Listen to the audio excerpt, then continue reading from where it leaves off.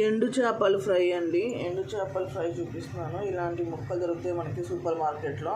ఇవి తెచ్చుకొని, బయటకు దొరుకుతాయి, తెచ్చుకొని ఒక హాఫ్ అన్ అవర్ నానబెట్టుకోవాలి. నానబెట్టుకుంటే పైన ఉప్పు అంతా పోతుంది అనమాట.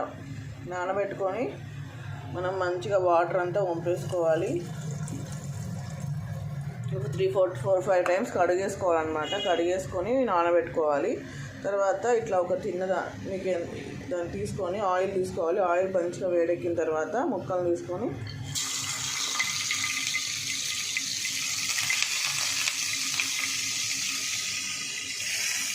చూస్తున్నారు కదా, నేను చూపిస్తున్న విధంగా వేసేసుకోవాలి.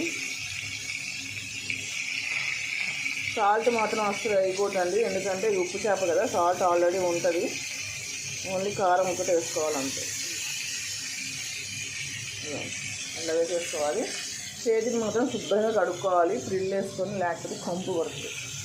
ఈ విధంగా స్లోగా సిమ్లో పెట్టుకొని మంచిగా అటు ఇటు ఫ్రై చేసుకోవాలి. మంచిగా రెడ్గా అయిపోవాలి ఫ్రై. అప్పుడే క్రిస్పీగా బాగుంటుంది.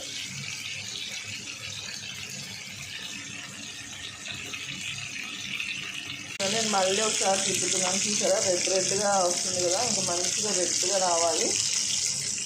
మంచిగా రెడ్గా ఫ్రై అవ్వాలన్నమాట, అప్పుడే బాగుంటుంది. చూసారా, ఇంకా మంచిగా ఫ్రై అవ్వాలి. కొంచెం ఓపికగా ఫ్రై చేసుకుంటే బాగుంటుంది. ఇదిగోండి, ఆల్మోస్ట్ అయిపోయింది. ఆల్మోస్ట్ మంచిగా ఫ్రై అయిపోయినాయి. కారం వేసుకొని తింపేయటమే.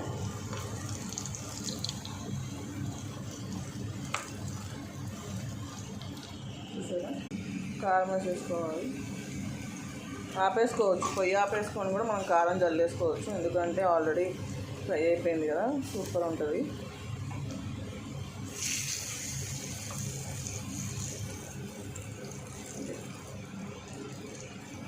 ఎండు చేపల ఫ్రై రెడీ.